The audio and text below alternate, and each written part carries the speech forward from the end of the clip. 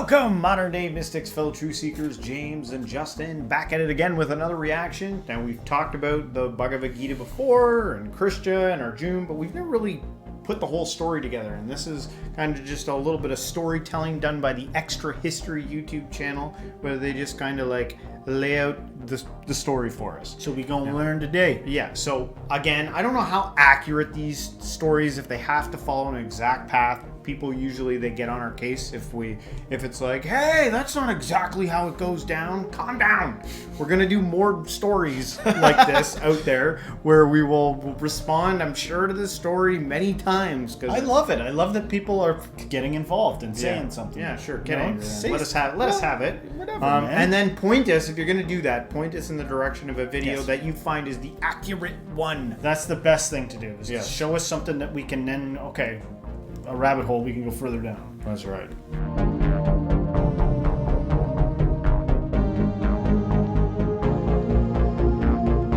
Myths are not stories that are untrue. Rather, they are tales that don't fit neatly into the historical record, which serve as a foundation to a culture. 5,000 years ago, in ancient India, the royal lineage came into conflict over who should ascend to the throne. Two sets of cousins each believed they were the rightful heirs.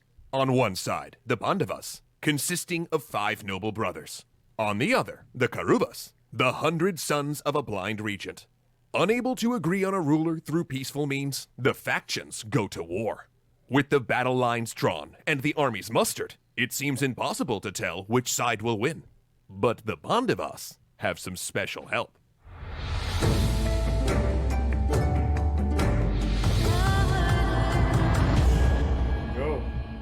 The battlefield was a fearsome sight to behold. Drums beat, conch shells blared, and lords and kings shouted orders. Elephants adorned in gold trumpeted amidst gleaming chariots, with each convoy the size of a small city. Armor glittering with embedded gems blazed like fire in a rainbow of battle standards. But as the two mighty forces stood ready for war, the Pandava Prince Arjuna faltered. For when he looked out at the two armies, he did not see foot soldiers and archers and charioteers, but fathers, grandfathers, teachers, sons, and friends. But Arjuna is not alone. Alongside him, disguised in the form of a mortal companion and charioteer, stands the god Krishna. Arjuna tells Krishna that when he sees his family ready for war, his knees go weak and he can't stop shaking. There is conflict in his very being. As a prince, he wants nothing more than to fight and win. But as a man, he can't see what good can come from killing his own family. Hey, when talking war, with everything that's going on in this the world these days, good lesson right off the bat, because he looked at both sides and he saw the humanity in both sides and wasn't necessarily picking a side.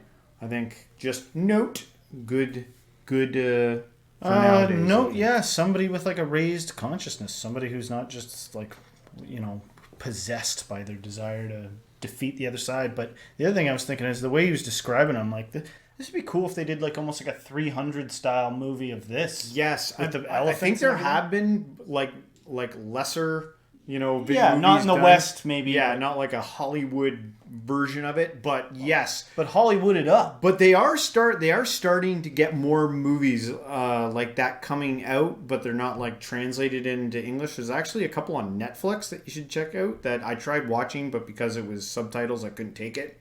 But the graphics were like the cinematography was really good. That's true, and my wife does that every now and then. I'll catch her watching like a foreign film, and I think there's more of that. I'm getting more suggestions of foreign films, and I'm kind of pro that. I'm pro the melting cultures pot. blending. Yeah, like I've some of the on my other channel, I'll use like hashtags in other languages and stuff sometimes. Just mix it up, Yeah. Well, let's continue. He drops his weapons and weeps, and Krishna cannot help but laugh.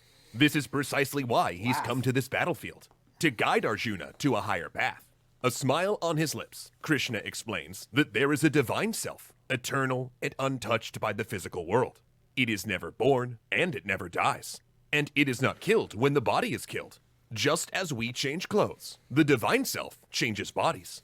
So Arjuna should not worry about fighting his family, for their true essence cannot be killed.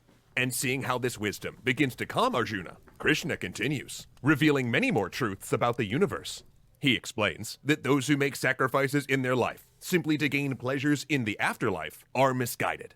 The ultimate spiritual pursuit, he says, should be to detach oneself from material things and dedicate oneself to their dharma, their inherent nature in the universe. And Arjuna's duty, Krishna points out, is that of a warrior. His purpose in life is to fight for what... I've never heard dharma explain that way, or it's never hit me like that. That your dharma is your inherent nature in the universe. That's pretty heavy. Yeah. You know, like... Yeah. Because sometimes it's hard to justify not being carnal. Sometimes it's hard to like really actionably be like, yeah. It's all, you're gonna prepare for the afterlife. You want to be good, but it's like, what about your essence? Like your whatever he said, your nature in the universe, like your eternal nature as it exists forever. Yeah, and he was saying that your dharma was that was your natural nature to be like that, like whatever that may be. Even if it might be bad? I don't know. We'll have to find out in the comments. Is right. Now at this point, Arjuna, admittedly, is a little overwhelmed and tries to wrap his head around it. But how can you demand that I act if you believe that enlightenment comes from detaching myself from my actions? Knowing this question was coming, Krishna tells him that he must not act for his own personal gain, but for the welfare of the world. Desire, he explains, is the obstacle to seeing this, which invades our senses and clouds our intellect. Then Krishna mentions that he's incarnated on the earth for a reason. And whenever there is an imbalance in the universe, Krishna says he manifests himself there. And it was after all of these knowledge bombs that his buddy was dropping that Arjuna started getting an inkling that something otherworldly might be up. So he boldly asks Krishna who he really is. Krishna responds that his current form is made of the 5 elements: earth, fire, water, air, and space, as well as mind, intellect, and ego. Earthly, mortal things. But he also has a higher nature, a true cosmic form. Planets spin in the heavens, the seasons change. There is an unseen force that makes things happen, and Krishna is that force. He is the heat in fire, the thought of thinkers, the splendor in the splendid. Of animals, he is the lion. Of birds, he is Garuda. His true being is formless and infinite. Arjuna's mind, having been so thoroughly blown at this point, then asks Krishna if he can see this true cosmic form. Krishna agrees, but due to the fact that Arjuna's eyes are bound to the physical world, Krishna gives him divine vision so that he can truly see. Blazing like 1,000 suns, Arjuna sees infinite mouths, eyes, and limbs, shining with jewels, draped in celestial robes. Thousands of arms raising thousands of divine weapons, and a body anointed with the perfume of the gods. Sounds like a psychedelic trip, man. Yeah. And I wonder if any of that was going on when this was all established, the Bhagavad Gita and some of these stories. I wonder if any of that was happening. But super cool.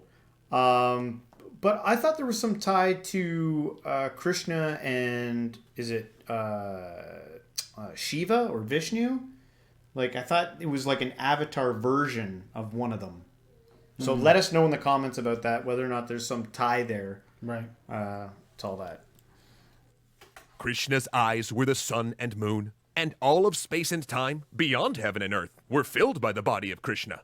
And terrifyingly, Arjuna could see all of the enemy soldiers on the very battlefield where they stood, rushing into Krishna's many-fanged mouths to die.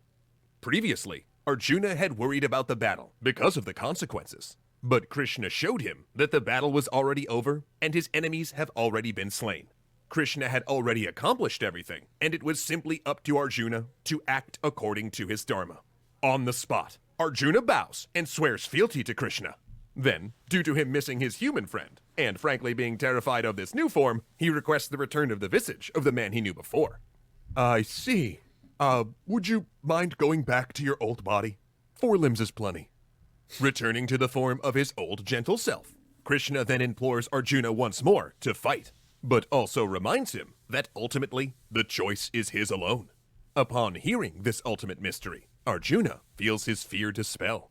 Knowing now of the becoming and unbecoming of all creatures, and trusting in the divinity of his companion, helping actualize his dharma, he is ready to fight. Arjuna squares his shoulders, takes a deep breath, and looks deep inside himself. He considers all that he has learned from Krishna, and then looks outward to the resplendent battlefield, the sights and sounds returning to him. Yes, he is a warrior and a prince. This is where he belongs. And so confident in who he was and his role in the universe, Arjuna led his troops into battle with newfound wisdom leading the way and complete faith in his heart. The Bhagavad Gita is a beautiful, complex text that serves as a central scripture for the Hindu faith. And while we couldn't possibly have encapsulated the whole thing in a single episode, we hope that this tale inspired you to go check it out more thoroughly for yourself. I like that. Some of these animators are so funny. I know. Just the little gestures and stuff. All the ones that we watched are funny. Yeah. Good, simple breakdown. I think that's like one of the best breakdowns I've ever heard of it. So for sure. It was so simple. Being as someone who's read it and tried to trip through the Bhagavad Gita and try and get something out of it, that just made it very simple. Well done. So well done. Go check out this YouTube channel. And guys, if you liked our reaction here, don't forget to hit the like, subscribe, share this with a friend, and everyone. Until next time, stay spiritual.